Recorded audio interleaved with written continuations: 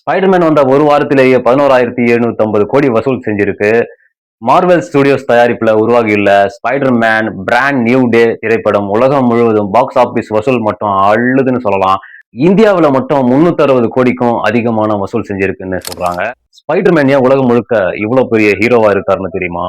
1962ல ஒரு நாள் காமிக் எழுத்தாளர் ஸ்டான் லீ வீட்ல ஒரு சுவர்ல சிலந்தி ஊர்ந்து போறத பார்த்திருக்காரு. அந்த ஒரு காட்சியில் தான் அவருக்கு ஸ்பைடர்மேன் ஐடியா வந்திருக்கு. உடனே அந்த ஐடியாவை தன்னோட பதிப்பாளரான மார்ட்டின் குட்மேன் கிட்ட சொல்லியிருக்காரு. ஆனா அவர் என்ன சொன்னார்னு தெரியுமா?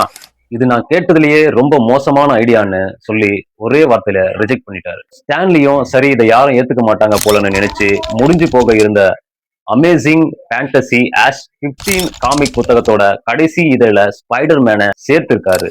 அப்போ அது யாரும் பெருசா எடுத்துக்கல. ஆனா புத்தகம் வெளியான சில வாரங்களிலேயே செம்ம ட்விஸ்ட். எங்க பார்த்தாலும் ஸ்பைடர்மேனை பத்தி தான் பேசுறாங்க. வாசகர்கள் அந்த கேரக்டருக்கு செம்ம சப்போர்ட் கொடுத்தாங்க. அப்போதான் மார்ட்டின் குட்மேனுக்கு அட இந்த கேரக்டர்ல வேற லெவல் விஷயம் இருக்குன்னு தெரிஞ்சு புரிஞ்சுது. உடனே ஸ்பைடர்மேனுக்கு தனியா காமிக் தொடர ஆரம்பிச்சாரு. அங்கிருந்து தான் ஸ்பைடர்மேனோட வரலாறு ஆரம்பிச்சது.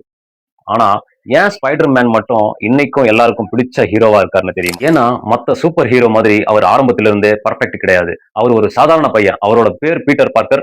படிக்கணும், வீட்டு வாடகை கட்டணும், காசு பிரச்சனை, காதல் பிரச்சனை, நண்பர்கள், தனிமை அப்படின்னு லைஃப்ல நாம சந்திக்கிற எல்லா பிரச்சனையும் அவனுக்கும் இருக்கும். அதனாலதான் மக்கள் இவன் நம்மள மாதிரி ஒருத்தன்டான்னு ஃபீல் பண்ண ஆரம்பிச்சாங்க.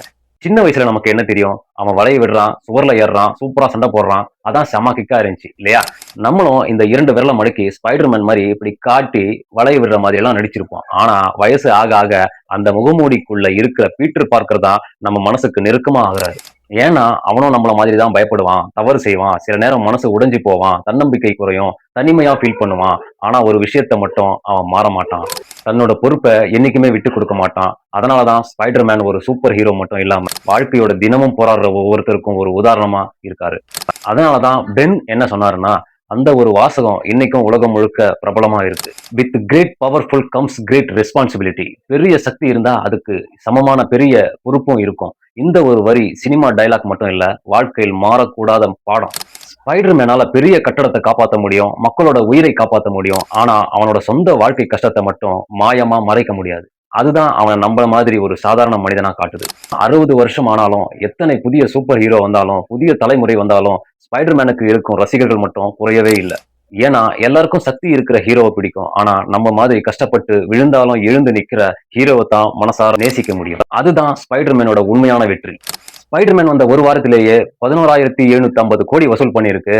மார்வெல் ஸ்டுடியோஸ் தயாரிக்கும் ஒரு சாதாரண காமிக் தொடர நம்ம முன்னாடி கொண்டு வந்து பிரம்மாண்டமா இப்படி காட்டின இந்த ஸ்பைடர்மேனுக்கு கண்டிப்பா ஒரு சல்யூட் அடிக்கலாம்.